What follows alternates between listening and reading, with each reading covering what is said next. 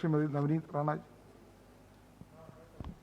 धन्यवाद अध्यक्ष महोदय।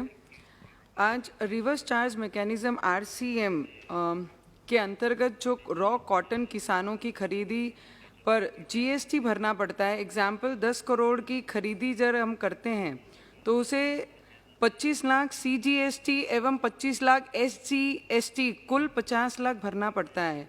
कपास के कॉटन बॉल बनाने के बाद अगर 5 करोड़ के माल दूसरे राज्य में बेचने पर IGST 25 लाख भरना पड़ता है और CGST क्रेडिट से ऑफसेट हो जाता है। ऐसे में हमारे पास 25 लाख का क्रेडिट GST का खाते में जमा रह जाता है। अगर बचा हुआ 5 करोड़ सेल अपने ही राज्य में ही करते हैं तो भी 12.5 लाख रुपए का CGST और 12.5 लाख रुपए SGST भरना पड़ता है। ऐसे सरकार के पास 25 लाख जमा होने के बावजूद अलग से भरना पड़ता है।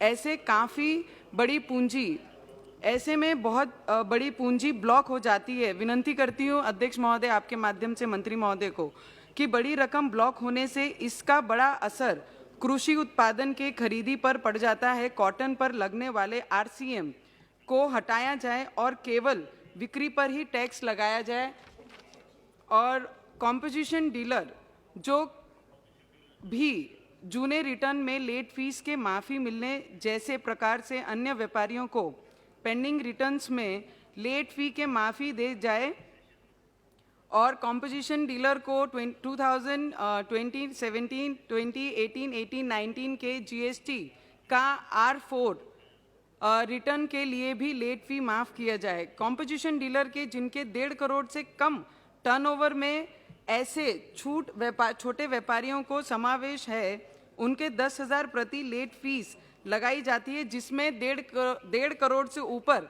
के व्यापारियों को सिर्फ 500 रुपये लेट फीस लगाई जाती है। तो मेरी अध्यक्ष महोदय आपके माध्यम से मंत्री महोदय को विनती है कि बड़े व्यापारियों के साथ में छोटे व्यापारियों को भी इसमें काउंट किया जाए, जिनको 10,000 नहीं 500 रुपये लेट फीस लगाई जाए।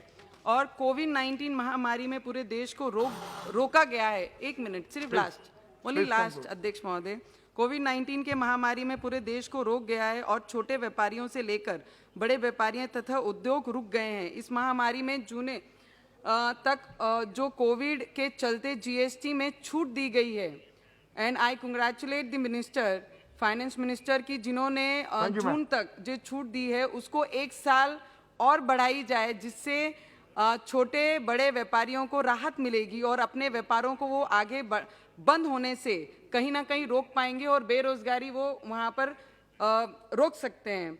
और इस कोरोना महामारी में सबसे पहले PM केयर फंड के माध्यम से, जिसका आज पूरा विरोधी पार्टी या अगेंस्ट में जो भी बोल रहे हैं कि PM केयर फंड के माध्यम से जो भी सरकार ने ऑक्सीजन से लेके वेंटिलेटर से लेके एम्बुलेंस से लेके हर मेडिकल की जो फैसिलिटी हर राज्य को दी है। एंड आई अप्रिशिएट, जब लोग मर रहे हैं, जब लोगों को बेड नहीं मिल रहे हैं, वेंटिलेटर्स नहीं मिल रही हैं, महाराष्ट्र में ऑक्सीजन नहीं मिल रही है, because of this oxygen still today in Vidarbha and Maharashtra, 1 minute, still in Vidarbha and Maharashtra people are dying because of oxygen, less of oxygen. So I will definitely request the ministry, finance ministry, 1 minute, the last 1 minute, PM care के माध्यम से जो तरीके से महाराष्ट्र को ये सब facility पहले ही शुरुआत में सबसे अच्छी दी गई है, उसे फिर से एक बार और मजबूती से दी जाए, क्योंकि उसी कारण हम अपने महाराष्ट्र की जनता को, जिनको बेड उपलब्ध नहीं है, ऑक्सीजन नहीं है, उन्हें ये प्रोवाइड करके उनकी जानों के साथ हम बचा सकें। तो I definitely support this PM care fund and this bill. I thank you so much to bring this bill up and support the normal person. Thank you so much.